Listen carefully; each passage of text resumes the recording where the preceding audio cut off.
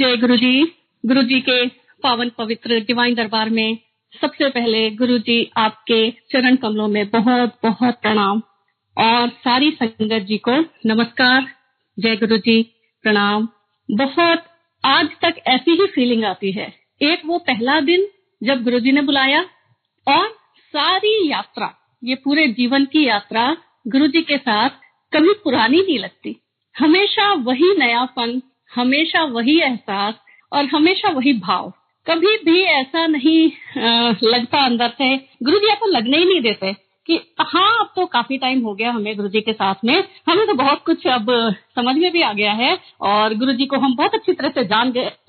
Never. हमेशा लगता है हर दिन एक नया अनुभव, हर दिन एक नया एहसास गुरु जी देते हैं। Thank you so much Guru ji, thank you.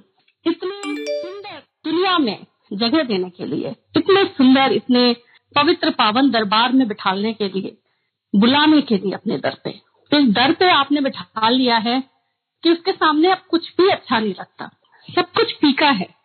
एक गुरुजी हैं, उनकी दुनिया है, उनका दरबार है और एक ये दुनिया है जिसमें हम जीते हैं।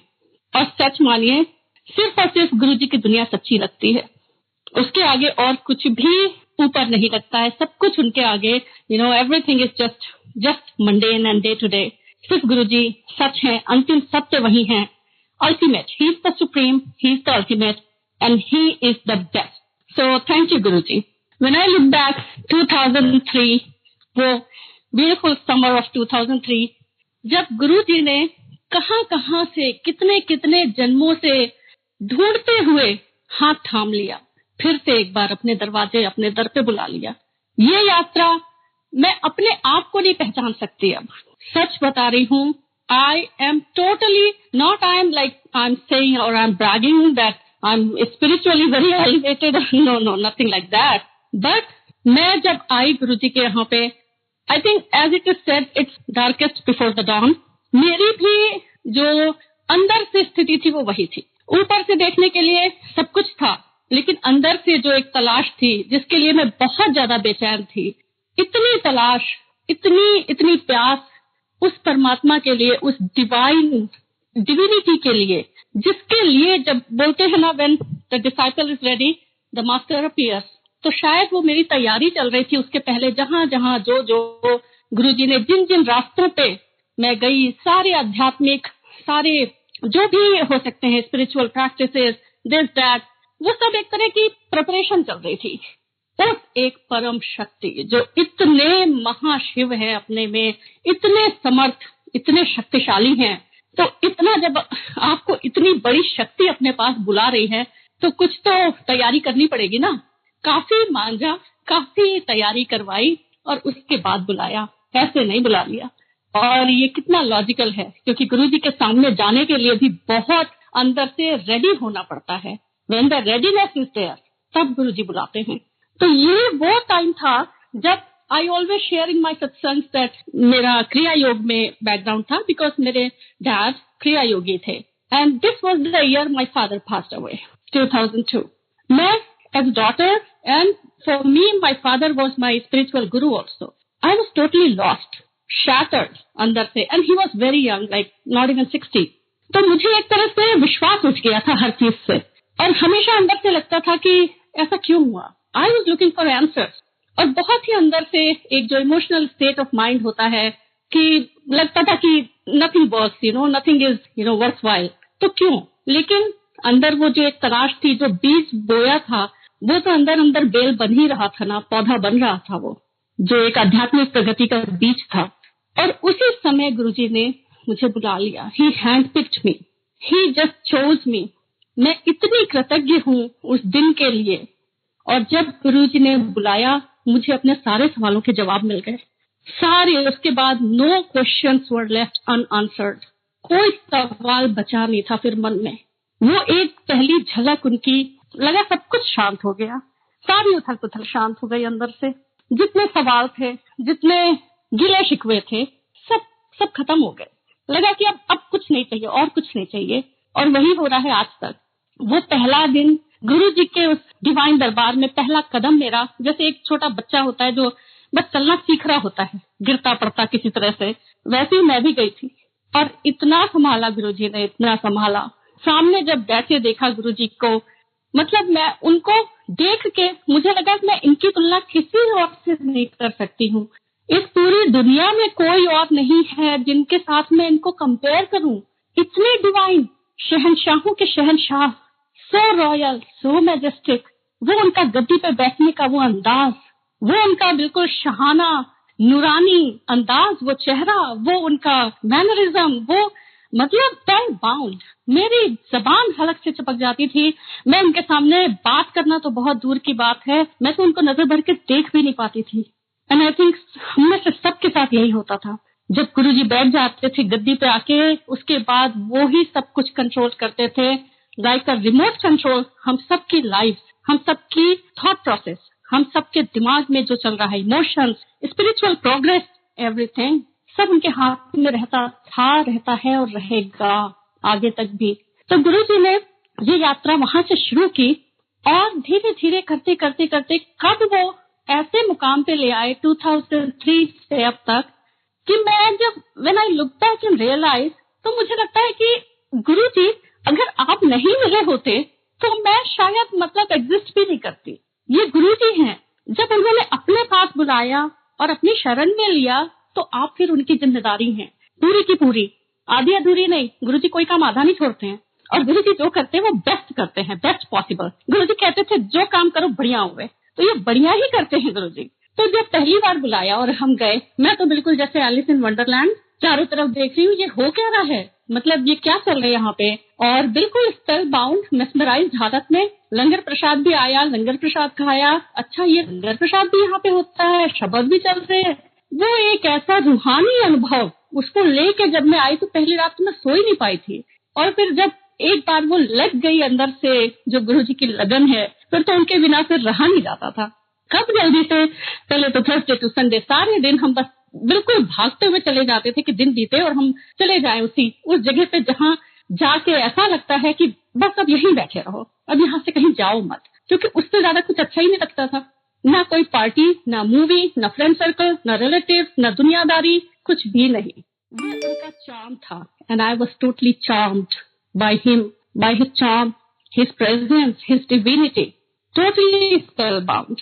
तो जब जाके बैठे रहते थे, न जाने कितने अनमोल क्षण उस दरबार में गुरुजी के साथ बीते, कितने अनमोल, प्रेशियस, लाइक ट्रेजर, खजाने जैसे वो क्षण, अनमोल क्षण। जब नई गाड़ी लिया और गुरुजी ने चाबियों को कहा, जब चरणों में चाबियां रखी, ओए गड्डी ले ली, सानू भी ले ले। ये गुरुजी के बात करने का इतना निराला तरीका था, ब्लेस करने का।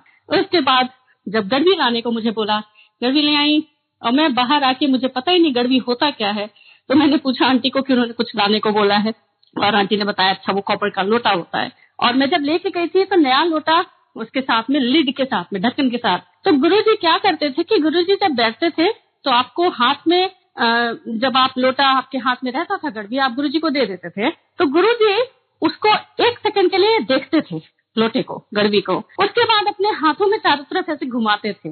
और लेकिन ये पूरी प्रोसेस के दौरान ऐसा नहीं था कि आप उनसे सवाल जवाब कर रहे हैं कि गुरुजी ये अच्छा ऐसे करना है वैसे करना है, नहीं, कुछ भी नहीं, टोटल साइलेंस। और रादर वो इधर उधर देखते रहते थे जैसे कि वो कुछ और कर रहे हैं, लेकिन हकीकत में गुरुजी हमेशा दिखते कहीं और थे, कर कुछ और रहे। मतलब इतनी बार ऐसा होता था वो ट्रांस एकदम स्टोन जैसे हो जाते थे, बिल्कुल स्थिर, जैसे बिल्कुल अचल समाधि में। ऐसे अडिग अचल समाधि में गुरुजी चले जाते थे, आंखों के सामने देखते देखते, और बिल्कुल क्लियर उनकी समाधि लगती। वो अपने को बिल्कुल आंखें खोल के हम लोगों के सामने सिर्फ खाने के लिए, प्रिटेंड करने के लिए, एक जो उन्होंने अपने ऊपर ये जो हम लोगों की आंखों को दिखाने के लिए एक ओढ़ा हुआ था, ये मानव शरीर का चोला, ये लिबास सिर्फ हमें दिखाने के लिए, जिससे हम उस डिविनिटी के सामने हम तो एकदम साधारण। तो हम अगर उनके सामने, जैसे कृष्ण जी गीता में विराट स्वरूप अर्जुन को सिर्फ महाभारत में उन्होंने दिखाया जब युद्ध का समय हुआ, ऐसे तो वो पांडवों के साथ में हंसते खेलते उनके सखा जैसे रहते थे, तब थोड़ी वो अपनी डिविनिटी हर जगह दिखाते थे।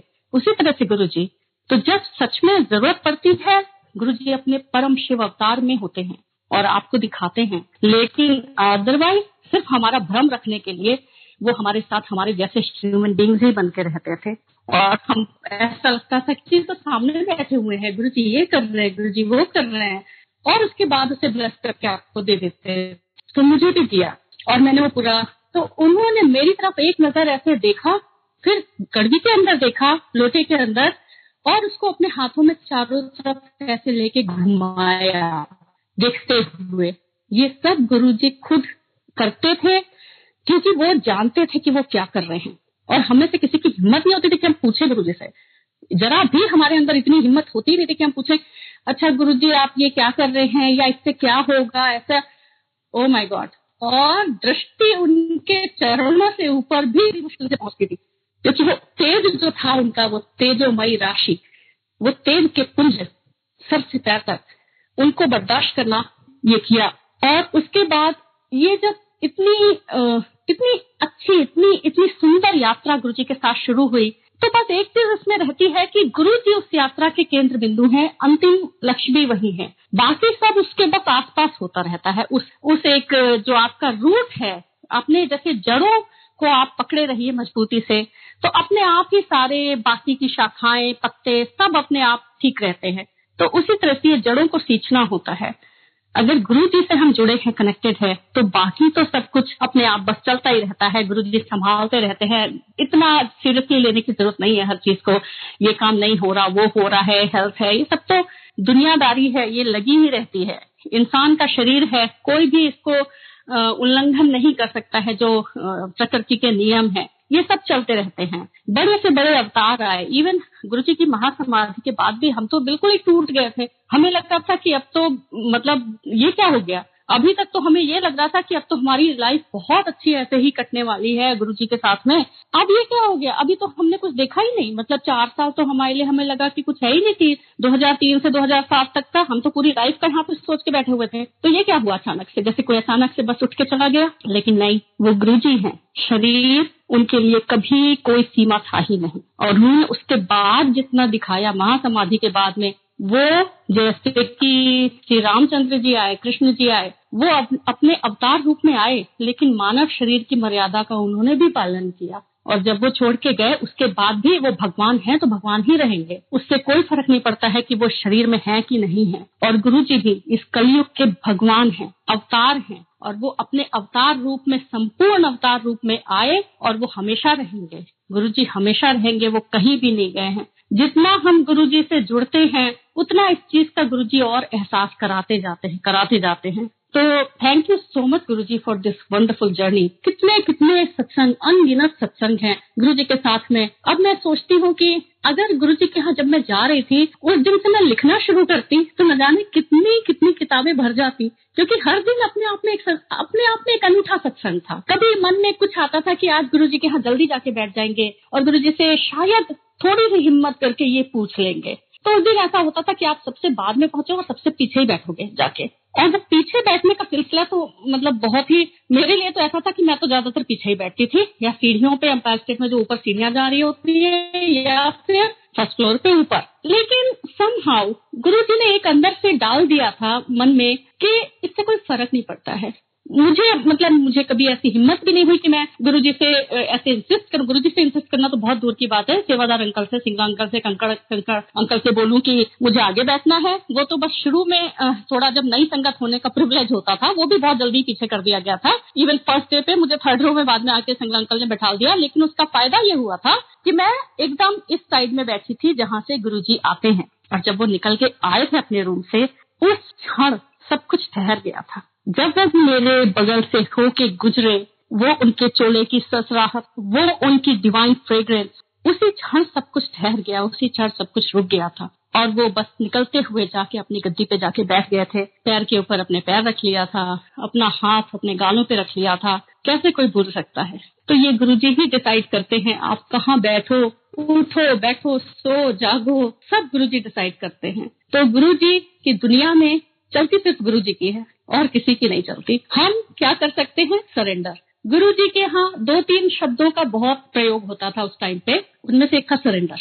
ना सरेंडर कहने में बहुत आसान लगता है, करना बड़ा मुश्किल होता है। जब तक सब अच्छा चल रहा होता है, सब बहुत अच्छा गुरुजी, बहुत अच्छे से चला रहे हैं। थोड़ी मुश्किल आती है, हम क्वेश्चन करना शुरू कर देते हैं अपने अंदर से ही, अरे गुरुजी हमसे कोई गलती हो रही है क्या, हमारी पूजा में कोई कमी रह गई है क्या, हम ठीक से कुछ कर नहीं रहे हैं क्या। लेकिन ये नहीं जानते कि गुरुजी ही तो सब कुछ देखने वाले हैं, अच्छा और खराब दोनों। तो गुरुजी ने इस यात्रा में सरेंडर सिखाया।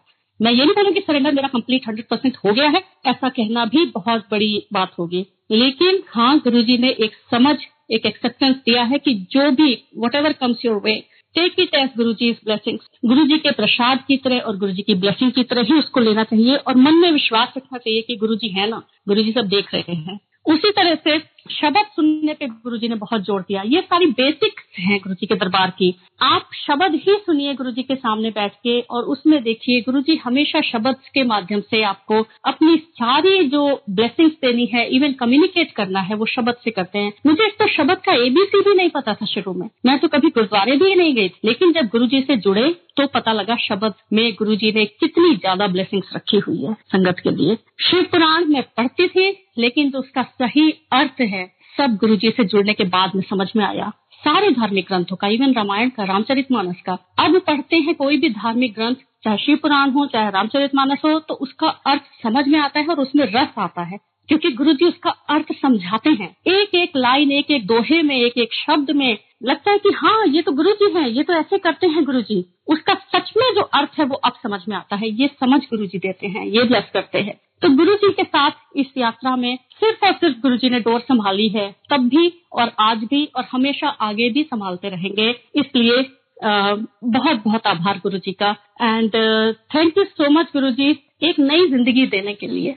एक जीवन हमारा वो होता है जो हम गुरुजी के यहाँ आने के पहले हमारी एक वर्ल्डली लाइफ होती है, जो हमारा एक जीवन होता है। एक जीवन वहां से शुरू होता है जहाँ से हम गुरुजी के यहाँ जुड़ते हैं। ये सेकंड लाइफ होती है, ये गुरुजी की दी हुई लाइफ होती है और इस पे गुरुजी का पूरा हक होता है। जैसा चाहे चलाएं, जो करवाना चाहे करवाएं। ये जिंदगी सिर्फ गुरुजी के लिए समर्पित होनी चाहिए। So thank you so much Guruji, all your bless. Seen and unseen, कितने तूफान पास से आके निकल जाते हैं हमें पता भी नहीं लगता, क्योंकि गुरुजी ने संभाल रखा है। So thank you for everything Guruji. शुक्राना, अनंतम शुक्राना गुरुजी। Thank you. जय गुरुजी। थैंक यू संगत जी, थैंक यू वेरी मच।